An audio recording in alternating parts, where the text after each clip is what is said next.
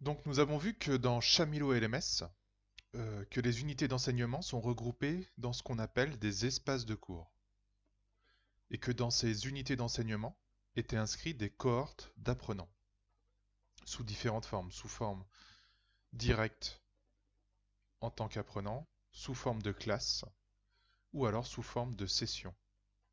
Donc on va voir dans cette partie comment intégrer la notion de compétence, éventuellement tout un référentiel de compétences qui peut être lié à un métier ou à un diplôme. En faisant cela, nous allons de ce fait créer un plan de formation. Alors un plan de formation, c'est composé d'un utilisateur et d'un ensemble de compétences qu'il doit valider afin de valider un métier ou un diplôme. Donc le référentiel des compétences est géré par le gestionnaire ou l'administrateur et le plan de formation, lui, appartient à l'apprenant. Donc le but pour l'apprenant, ça va être de valider tout ou partie des compétences de façon à valider son plan de formation, de façon à être certifié sur un métier ou sur un diplôme. Donc on parle beaucoup de compétences, mais compétences, ça veut dire quoi? On a une définition qui existe, hein. C'est l'ensemble des savoirs et des savoir-faire et des savoir-être que chacun d'entre nous acquiert et développe tout au long de sa vie, et qu'il mobilise, consciemment ou inconsciemment bien sûr, pour réaliser une action donnée.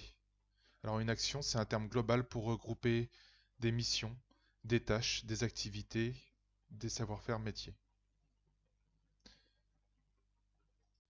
Alors du coup, par compétence, on peut relier aussi les termes aptitude, capacité, ressources, donc qui sont utilisés dans les entreprises également à la place de compétences. Mais enfin, l'idée ici, on va rester sur le terme compétence pour l'ensemble de ce cours. Alors comment on va faire, nous, pour définir les compétences de notre plateforme ou de notre plan de formation, les compétences disponibles donc pour les plans de formation, pour les apprenants et pour les professeurs. Donc on a le référentiel des compétences métiers qui existe. Donc là, il faut se rapprocher des organisations représentatives du métier qui existent dans votre pays. Donc en France, on peut avoir la Chambre des métiers, par exemple, pour tout ce qui est métier de l'artisanat.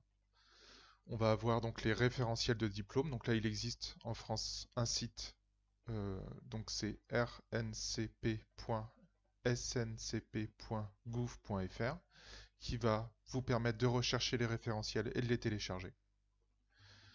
Et si vous êtes dans le cadre d'une formation pour une machine ou un logiciel ou quelque chose de spécifique, là vous allez pouvoir utiliser le sommaire de la documentation technique directement et d'en déduire les compétences à partir du sommaire de la documentation. Donc dans Chamilo, comment on va faire? Dans Chamilo, on a un éditeur de compétences, donc on va éditer un référentiel de compétences. Et à travers donc le cahier de notes, on va créer une évaluation. Cette évaluation va être plus ou moins validée par rapport à des parcours et des tests et des examens. Donc il faut savoir que les parcours, ils permettent d'avoir un score et une progression. Ici, dans le cadre du cahier de notes, on va garder que la progression dans le cadre de Chamilo. C'est que la progression au niveau de la consultation des parcours qui va nous permettre d'avoir un pourcentage au niveau de l'évaluation. Donc il existe un plugin que vous pouvez télécharger dans Extension qui s'appelle Score Progress by Score, qui permet d'inverser, de rendre égal le score à la progression, de façon à ce que on ait un statut d'égalité par rapport au test et examen de Chamilo. Donc parcours, test et examen, on va définir une évaluation qui va être en pourcentage sur 100% en général. Et si cette évaluation est bonne, par exemple à 75%, on va définir au niveau de l'évaluation du cahier de notes des compétences. La deuxième approche dans Chamilo, donc, c'est de passer par le référentiel des compétences et de lier la compétence à une évaluation déjà prédéfinie dans le cahier de notes. Donc on va voir comment dans Chamilo on va mettre en œuvre tout ça à travers donc le panneau compétences et les espaces de cours.